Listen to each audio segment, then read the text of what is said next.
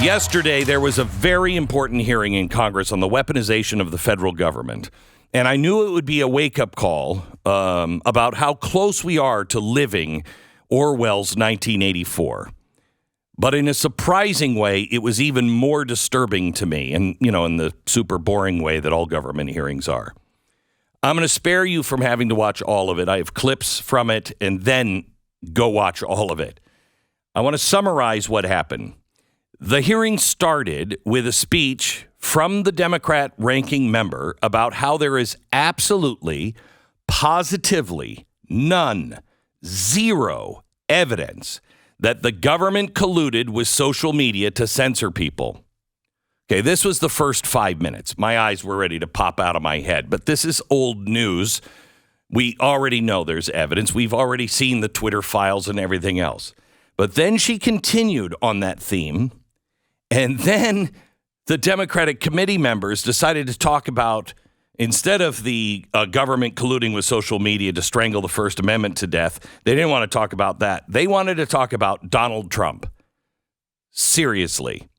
They brought in a witness, a former Homeland Security and counterterrorism advisor to Mike Pence, to talk about how Trump is literally Hitler. In your testimony, you cited violent language, increasingly incendiary language being invoked by President Trump about his so-called enemies. One of the words he used was vermin.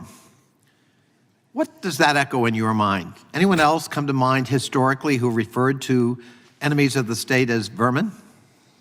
Yes, the horrible Hitler. And Goebbels. Yeah, and Stalin and probably Mao. Not good people. But here she is echoing what every Democratic member said, other than that Trump is Hitler. He wants to ban all Muslims, overthrow the government, and he's going to start exterminating people. Now, here's the second part of her testimony. Weaponization of the federal government is a serious topic that requires sober analysis. Unfortunately, what we see here today and what we have seen from this committee over the past year is instead a politically motivated fantasy detached from reality. Members of this committee and their witnesses make grand and vague accusations about government censorship, but those foggy allegations are refuted by the facts that private social media companies moderating content on their own private platforms is not government censorship. Oh my gosh. It is those private companies exercising their own First Amendment rights to rid their platforms of misinformation. There is a treasure trove of documents. You will not believe, when you go down this rabbit hole, and you must go down this rabbit hole. When you go down the rabbit hole of what was released this week, and I'm going to go into it here in a second, you will see the actual documents and emails. All right? It was like watching two unrelated hearings playing over each other at the same time. At one moment, there were witnesses talking about how our government is using psychological warfare against its own citizens, and then boom, Trump is Hitler. We live in two separate realities.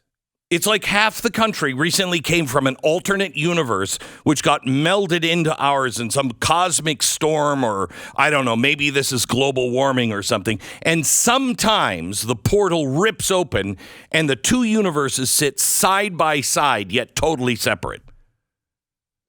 We're talking about how social media is colluding with the government. This is not just censorship. Colluding with the government. And the documents prove the U.S. intel and military-industrial complex to literally change the way people in America think. They are operating government psyops on Americans. This is brainwashing. This is Manchurian candidate stuff. This is Ray Bradbury. This is the worst of the worst. And they didn't want to talk about it. This is a major issue, and we've got less than a year. And if we don't solve this, we're done. Now, I watched two men who both, I think, were both lefties. Okay? They were both Democrats and lefties at one point. But they are actual journalists, Michael Shellenberger and Matt Taibbi, former Democrats. debating with a Democratic congresswoman who, so help me, was arguing that because there was only 35% of URLs labeled, removed, or soft blocked, that was evidence that there's no censorship. And you could hear Matt Taibbi say, kind of under his breath, 35% of the First Amendment. Okay. But at the same time, Pence's former advisor was saying, the only weaponization of the government we need to worry about is Trump, who isn't even in the government right now. And since he's Hitler, wouldn't it be best to get a hold of this government censorship apparatus before your Hitler comes back? I have to tell you, there was also this bizarre effort to equate free speech on the internet with horrific crimes. Listen to this. This is one congresswoman, Democrat, asking Matt Taibbi if he was okay with having rape live streamed online. Here it is. Mr. Taibbi, yes or no? Should social media companies allow rape and murder to be live streamed by terrorists on their platforms in order to create fear and incite violence? I believe that would violate their terms of service, would it not? So your answer is no? It should not they should not be allowed to do that? Live stream rape and murder? No, Right. I think that would count as speech that would be prohibited under their terms of service. Good. It's not speech. It's crime. It's rape and murder. That's not speech. I have to play one more clip of a Democratic congressman calling the whole thing a conspiracy, but in doing so, actually explained what was happening oh so very well. If we really want to talk about the weaponization of the federal government, we should talk about it, and that's Donald Trump.